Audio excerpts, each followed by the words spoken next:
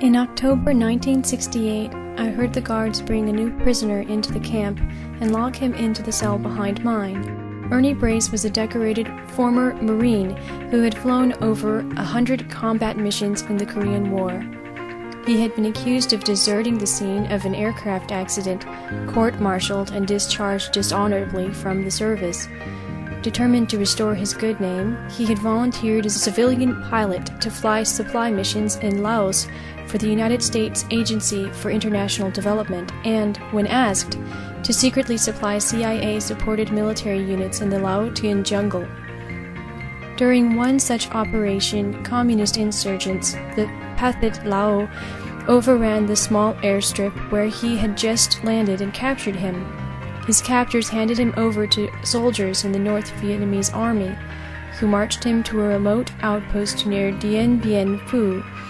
He was imprisoned for 3 years in a bamboo cage with his arms and legs bound. He attempted 3 escapes. He was brutally tortured, held in leg stocks, and tethered to a stake by a rope around his neck. After his last failed escape attempt, the Vietnamese buried him in a pit up to his neck and left him there for a week.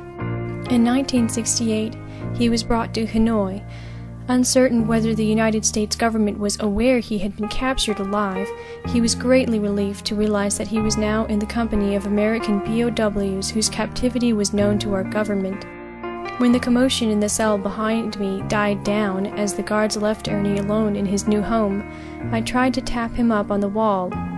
In terrible shape, and fearful that the knocks he heard in the cell next door were made by Vietnamese trying to entrap him in an attempted violation of the prohibition against communicating, he made no response. For days I tried in vain to talk to him. Finally he tapped back, a faint but audible 2 bits. I put my drinking cup to the wall and spoke directly to my new neighbor. "Do you have a drinking cup?" No response. "Tap twice if you have a drinking cup and once if you don't." No response. "I'm talking through my cup. Do you have a drinking cup? If you have a cup, wrap your shirt around it, hold it up to the wall, and talk to me." No response. "You want to communicate, don't you?" No response.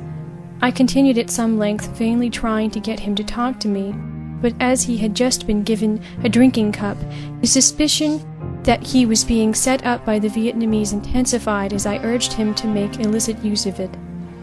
A few days later, the possibility that he could talk with another American for the first time in 3 years overrode his understandable caution. When I asked him if he had a cup, he tapped twice for yes. "I'm Lieutenant Commander John McCain. I was shot down over Hanoi in 1967. Who are you?"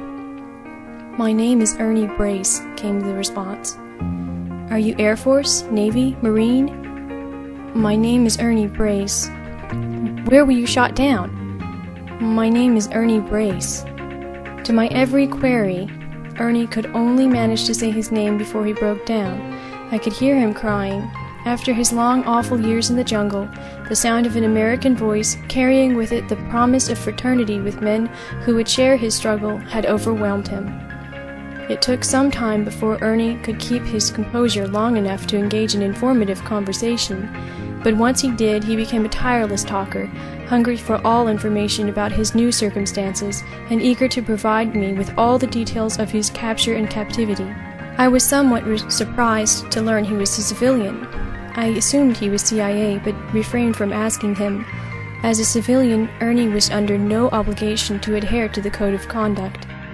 The United States expected him not to betray any highly sensitive information, the disclosure of which would endanger the lives of other Americans, but other than that, he was not required to show any fidelity to his country and her cause beyond the demands of his own conscience.